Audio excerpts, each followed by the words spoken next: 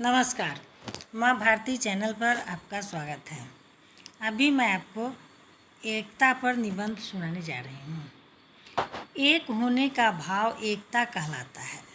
यदि मानव परस्पर अलग होकर कार्य तथा विचार करें तो समाज की प्रगति संभव नहीं है।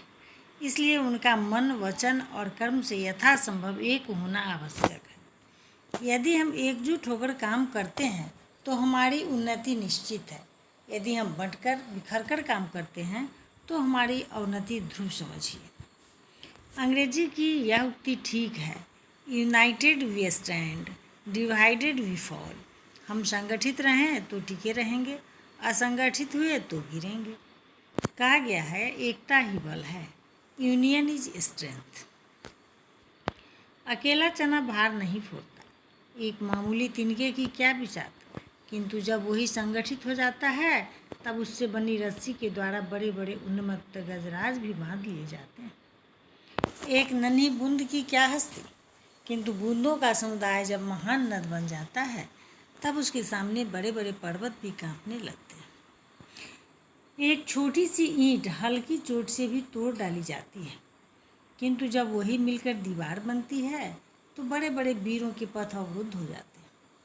जो चींटी छोटी और दुबली मालूम पड़ती है वही जब एक साथ हो जाती है तो विषधर सर्पों को भी चट कर जाती है।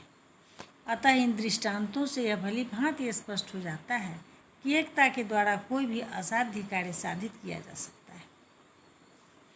इतिहास के पृष्ठ साक्षी हैं कि एकता के अभाव का दुष्परिणाम कितना भयानक होता रहा है।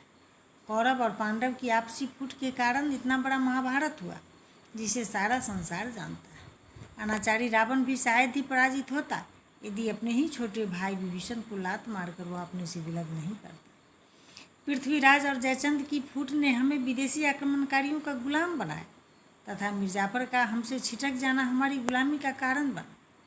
हम जब हिंदू मुसलमान एक रहे तो हमने अंग्रेज जैसे राजनीति धुरंधरों के छक्के छुड़ाए, और जब आपस में लड़ने लगे तो हमने भारत माता की छाती के दो टुकड़े किए। मुट्ठी भर जापानियों और जर्मनों के सामने बड़ी बड़ी शक्तियां साक्षात दंडवत करती रहीं।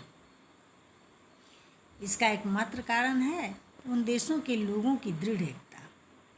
अतः यह आवश्यक है कि हम यदि परिवार में सुख, शांति, समृद्धि की त्रिवेणी लहराती हुई देखना चाहते हैं तो परिवार के सदस्यों को एकता के दिव्य मंत्र से दीक्षित करें।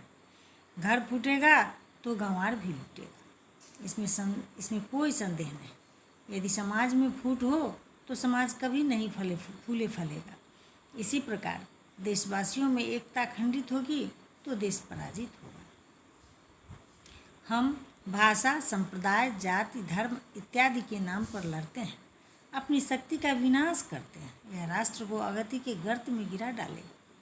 अब यह आवश्यक हो गया है कि हम समय पर संसार में एकता का शंख फूकें और वसुधैव कुटुंबकम, सारी पृथ्वी ही कुटुंब है, की डोर में बंध जाए। एकता अपने देश और समाज की रचना और उन्नति की सहायिका है। अगर हम में एकता न हो, आपसी कलह हो, तो हम उसमें ही उलझे रहेंगे, अपनी या देश की तरक्की का काम नहीं कर सकेंगे और बाहरी आक्रमण के समय आत्मरक्षा के लिए भी एकजुट न हो सकेंगे। मगर एकता आत्मोन्नति या आत्मरक्षा के लिए ही होनी चाहिए, दूसरों को लूटने, उन्हें दास बनाने या उन पर अत्याचार करने के लिए नहीं। अतः यदि हम वैयक्तिक, सामाजिक, राष्ट्रीय एवं जागतिक उन्नति चाहते हैं तो एकता के महामंत्र के महत्व को समझें। अन्य युगों में चाहे जो शक्ति काम करती रही हो, किंतु कलयुग में तो संघ शक्ति, एकता की शक्ति का महत्व सर्वोपरि है।